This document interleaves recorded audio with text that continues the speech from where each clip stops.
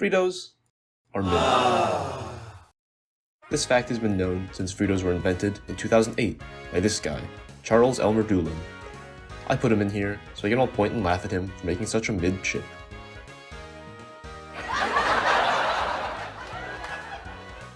So if somehow you don't know, Fritos are a corn chip created by the company Frito-Lay, and they're made from fried cornmeal.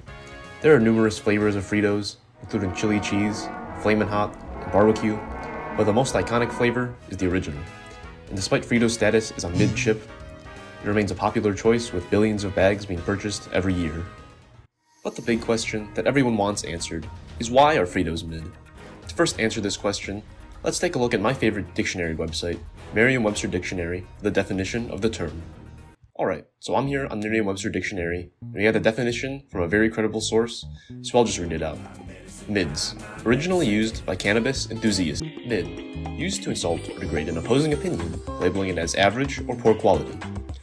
So I'm going to show how Fritos are average or poor quality, while also insulting those who would say otherwise. What? You might think that the shape of the chip doesn't really matter, but in actuality, the shape of the chip is extremely important. Fritos get their iconic shape from their production, in which they're created through the extrusion of cornmeal, which also makes them look like tapeworms. This is in contrast with other chips, as well as Fritos twists, which, in fact, do not look like tapeworms. So I think that one of the best parts of food is the quality of the flavor, and the interweaving of the different elements to create a good flavor profile. In Fritos, the only flavoring agent in use is salt, which, coincidentally, also happens to be the main flavoring agent of sweat, proving for everyone that if you call yourself a Fritos enjoyer, you also like the taste of sweat.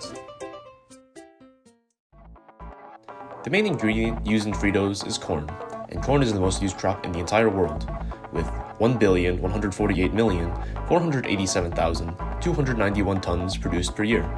Since Fritos uses corn as both its main ingredient as well as the oil, it is average. Every statistician knows that this is exactly how averages are used. This point is completely sound, and there is no use arguing.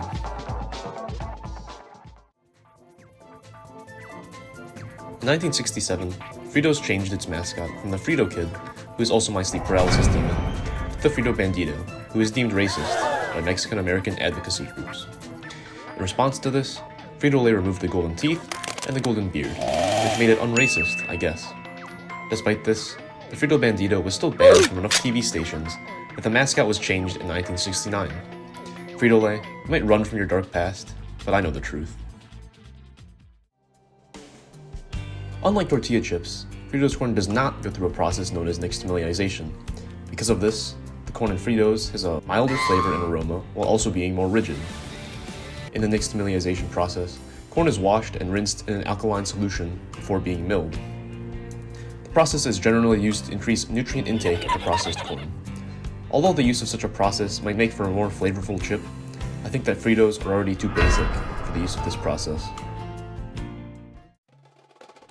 The package coloring of Fritos is yellow, orange, and red, a very aggressive set of colors, seemingly designed to harm the eyes upon a direct line of sight. The yellow, orange, and red are also reminiscent of a fire, implying that instead of eating the Fritos inside of the bag, you should take them out, burn them, and use them as... All of these factors combine to give the Fritos chip the status of mid. Now that you know the reason why Fritos are mid, you can defend yourself from rabid Fritos fans with a powerful weapons of argument. And if you think that Fritos are not mid, you are wrong.